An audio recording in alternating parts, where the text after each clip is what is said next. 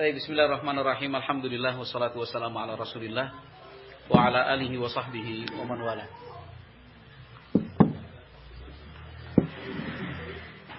Kitab yang kita kaji itu ringkasan dari Akhlaqul Ulama karya Al-Imam Al-Ajurri rahimahullahu taala.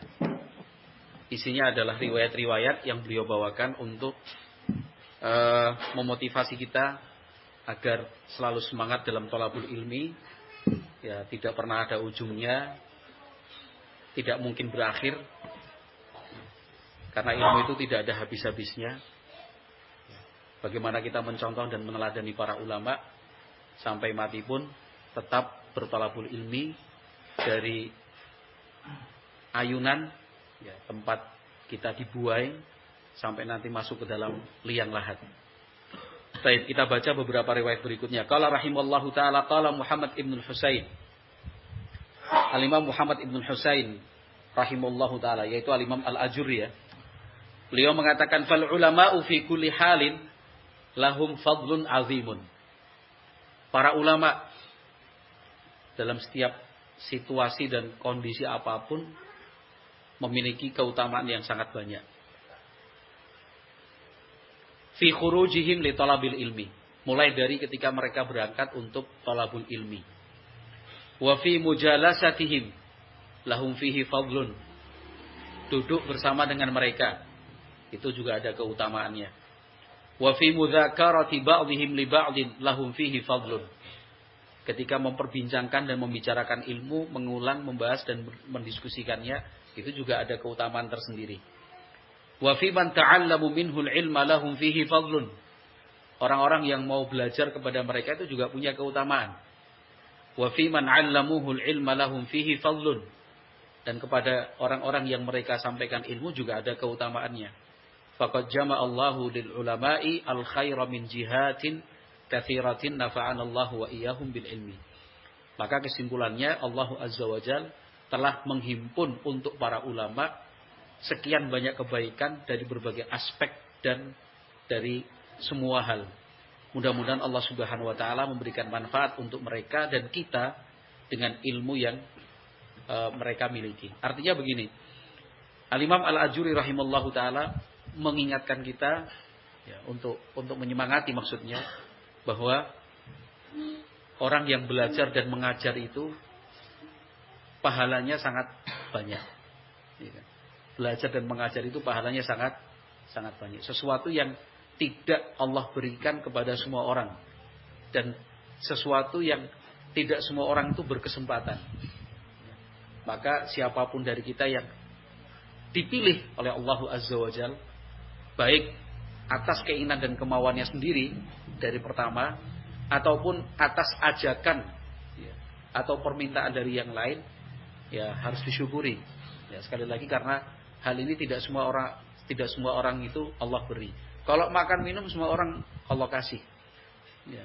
Kalau mau berkeluarga, punya istri, ada anak, ya itulah yang Allah berikan untuk banyak orang. Bahkan orang kafir pun ya dikasih makan, dikasih minum, dikasih nafas, dikasih kesehatan, ini dan itu. Tetapi kesempatan untuk belajar, kesempatan untuk mengajar, ini tidak semua orang itu Allah beri. Maka yang sudah Allah berikan kesempatan belajar, kesempatan mengajar, ya piye carane lah. Bagaimana caranya kita mensyukuri dengan, ya, semangat, kemudian menjaga semangat itu, ya. Apalagi di masa-masa seperti sekarang ini, ya, yang arus untuk menggilas dan menggerus semangat thalabul ilmi itu semakin kuat, ya, semakin deras. Baik dari luar maupun dari dalam. Dari luar itu, ya, dari luar Islam, mereka yang merendahkan Islam, mereka yang membuat keraguan-raguan tentang Islam, maupun dari dalam itu dari kaum muslimin sendiri yang arahnya harusnya ke depan, dia malah menyamping ke kiri atau ke kanan, atau bahkan mungkin tidak sedikit dari mereka justru malah mundur ke belakang. Ya, alhamdulillah kita dipilih oleh Allah Subhanahu wa taala, ya, untuk kemudian terlibat dalam kegiatan belajar mengajar. Kenapa? Kata Imam Al-Ajurri rahimallahu taala, dari berangkat sampai pulang Pokoknya fi kulli halin itu dimanapun, kapanpun, dalam setiap situasi dan kondisi, orang yang mau belajar dan semangat mengajar, itu Allah berikan kebaikan yang berlimpah. Kebaikan yang berlimpah. Baik yang dipelajari itu ilmu agama secara langsung maupun ilmu-ilmu lain yang mendukung ilmu agama itu. Kalau ilmu agama secara langsung seperti ya Al-Quran, ya kemudian hadis Nabi alaihi salatu wassalam, sirah, bahasa Arab dan seterusnya. Tapi kalau ilmu-ilmu pendukung misalkan bela diri, mana kayaknya ya. Misalkan bela diri. Bela diri itu ilmu bermanfaat ataukah tidak? Ya sangat bermanfaat. Ya kan? Ilmu bela diri itu ilmu yang sangat bermanfaat. Berpahala, ya yakinlah itu berpahala. Kenapa? Karena yang diajari itu bukan sembarang orang juga. Ya. Yang diajari itu anak-anak muda yang sedang mencari jati dirinya, anak-anak muda yang memang perlu untuk kanal atau saluran menguras energi dan tenaga mereka supaya tidak ke arah yang negatif. Karena yang namanya ibadah kalau dalam konsep Islam itu tidak hanya melakukan sesuatu yang baik, meninggalkan sesuatu yang buruk pun itu masuk ibadah. Ya. Ketika seseorang itu tidak mampu mengucapkan sesuatu yang baik, ya, kalau mengucapkan sesuatu yang baik itu kan jelas ibadah. Tapi kalau dia tidak mampu mengucapkan yang baik, kemudian memilih diam itu ibadah atau bukan? Ya jelas ibadah. Perintah Nabi alaihi salatu wasallam, ya kan? Man kana yu'minu billahi wal yawmil akhir falyaqul khairan aw liyasmut. Siapa yang beriman kepada Allah, beriman kepada hari akhir, bicaralah yang baik, kalau tidak diam. Nah, diam itu kan perintah dari Nabi alaihi salatu wasallam ketika kita tidak bisa berbicara hal-hal yang baik. Itu saja ibadah. Meneng gini ya. Diam, kita enggak berbuat apa-apa saja. Ya. Tidak melakukan sesuatu, itu saja bisa dikatakan ibadah. Makanya ketika ada sahabat tanya kepada Nabi alaihi salatu wasallam, "Ya Rasulullah, saya ingin sedekah itu apa?" Kan dirinci oleh Nabi alaihi salatu wasallam dari yang paling besar sampai yang paling kecil, dari yang sifatnya harta sampai tenaga, sampai kemudian sahabat itu bertanya, "Kalau saya enggak mampu?" Kan itu.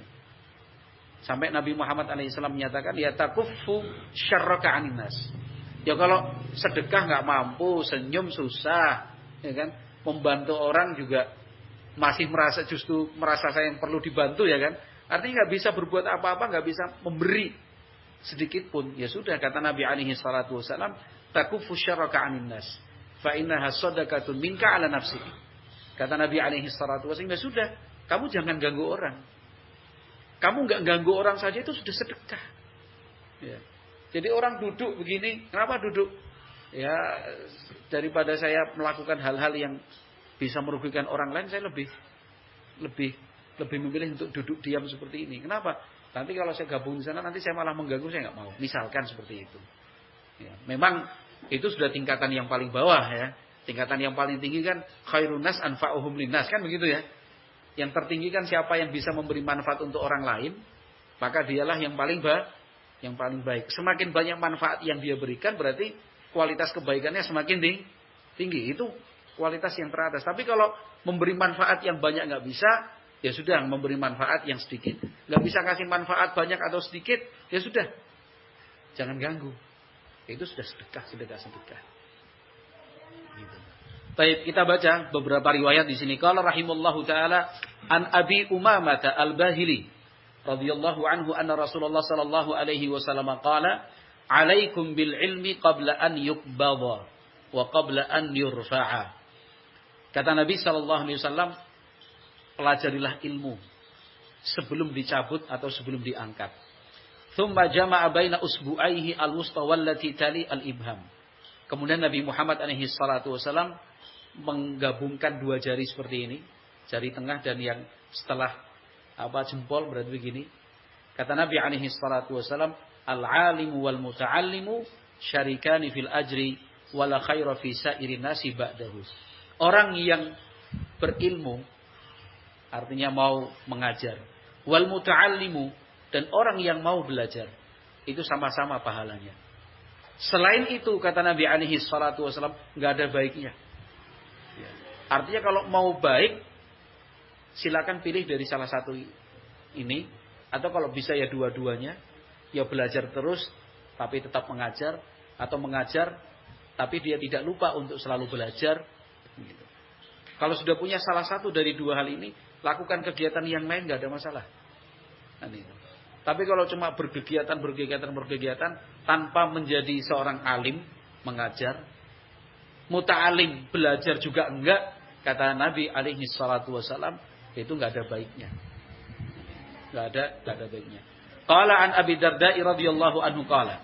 Sahabat Abu Darda radhiyallahu anhu mengatakan, al-alimu wal muta'allimu fil ajri sawa'un wa sairun nasi hamajun la khaira fihim. Sahabat Abu Darda mengatakan, orang yang berilmu mengajar, wal muta'allimu orang yang belajar, mau santri, siswa, fil ajri sawa'un sama-sama dapat pahala. Wa sairun nasi hamajun, selain mereka itu seperti buih. Ya la khaira fihim, enggak ada baiknya sama sekali. Satu lagi, qala rahimallahu ta'ala an Abi Umamah radhiyallahu anhu, anna Rasulullah sallallahu alaihi wasallam qala. Rasulullah sallallahu alaihi wasallam bersabda, arba'atun tajri alaihim ujuruhum ba'dal mauti. Ada 4 hal pahalanya akan terus mengalir walaupun sudah meninggal dunia. Pertama, al-murabitu fi sabilillah. Mereka yang berjaga-jaga di jalan Allah. Wa man 'allama ilman ujriya lahu ma 'umila bihi. Orang yang mengajarkan ilmu, selama ilmu yang diajarkan itu diamalkan. Wa rajulun tasaddaqa bi sadaqatin fa ajruhu yajri ma jarat. Orang yang bersedekah, selama apa yang disedekahkan itu mengalir, pahalanya pun akan terus mengalir. Wa rajulun taraka auladan sigharan fahum yad'una lahu. Dan seseorang yang punya anak-anak, mereka selalu mendoakan kebaikan untuk orang tuanya. Hadis ini sering kita dengar. Di sini lafadznya berbeda dan ada tambahan satu, yaitu al-murabitu fi sabilillah. Orang yang berjaga-jaga di jalan Allah. Artinya mereka yang berjuang fi sabilillah, berjihad, baik di perbatasan yang terdepan maupun di garis paling belakang pertahanan, tetap mereka statusnya sama karena sama-sama fi sabilillah. Ini yang mereka pahalanya itu terus mengalir. Ya. Nah kita diberi kesempatan oleh Allah Azza wa Jal, ya. Keempat-empatnya itu Allah berikan untuk kita. Ya. Karena apa? Karena sebaik-baik jihad itu ya ilmu. Nah sekarang kan kalau di Indonesia nggak ada jihad yang sifatnya perang fisik, bawa senjata kemudian kita bertempur. Ya. Di Indonesia nggak ada. Ya. Sehingga jihad yang terbaik itu ya dengan ilmu. Ya. Ketika kita ngelembur untuk mengerjakan menyusun soal, ketika kita rapat untuk membahas program, itu namanya al-murabitu fisabilillah. Kemudian yang kedua, mengajarkan ilmu. Sudah kegiatan kita memang belajar mengajar kan. Kemudian yang ketiga, sedekah. Ya ilmu itu sebaik-baik sedekah. Ya. Kalau kita sedekah dalam bentuk makanan, ya dia sekali makan. 4-5 jam berikutnya yang kita kasih makan sudah lapar kembali, perlu makan yang berikutnya. Tapi kalau ilmu, ya selama ilmu itu kita ajarkan terus diamalkan, ya pahalanya mengalir. Kemudian yang keempat, ya kan, adalah mereka yang punya anak-anak mendoakan kebaikan. Sebaik-baik anak itu ya murid. Ini penjelasan dari para ulama semua, Syekh Al-Utsaimin di antaranya. Sebaik-baik anak itu adalah murid. Karena yang dimaksud di sini bukan cuma punya anak biologis, anak kandung, bukan. Tapi anak yang mau mendoakan kebaikan. Jadi yang kita cari bukan cuma sekedar punya anak, tapi anak yang mau mendoakan kebaikan buat orang tuanya. Sehingga murid, walaupun bukan anak kandung, ya, gak ada hubungan kekeluargaan dengan kita sedikit pun. Artinya di tataran kita, kalau mbah-mbah kita jelas semuanya kita kan anak keturunan Nabi Adam. Cuman di generasi kita, bukan anak kandung, gak ada hubungan kekerabatan. Tapi mereka selalu mendoakan kebaikan untuk guru-gurunya. Kan itu. Taib wallahu alam bisawab. Kira-kira cukup seperti itu. Yang penting kita mulai dulu karena sudah sekian lama kita tidak berkegiatan, mau berkegiatan itu ya agak berat. Ini kan agak berat. Nanti yang ustadznya berharap ikhwan-ikhwannya yang semangat, ikhwan-ikhwannya berharap ustadznya yang memulai, ya kan. Nanti yang santri-santri juga inginnya disemangati ustadznya, Ustadznya juga semangatnya baru kendo, inginnya melihat santri-santrinya semangat. Nah, akhirnya kita saling nunggu, ya kan? Maka yang terbaik itu siapa yang memulai, ya. Yang terbaik itu siapa yang bisa menjadi pelita, suluh di tengah kegelapan malam walaupun cuma setitik. Itu sudah. Kalau kita cuma saling menunggu, saling jaga misalkan, ya kapan kita akan berkembang? Kan, ikhwan berharap ustadz inginnya lihat ikhwan semangat, ya kan?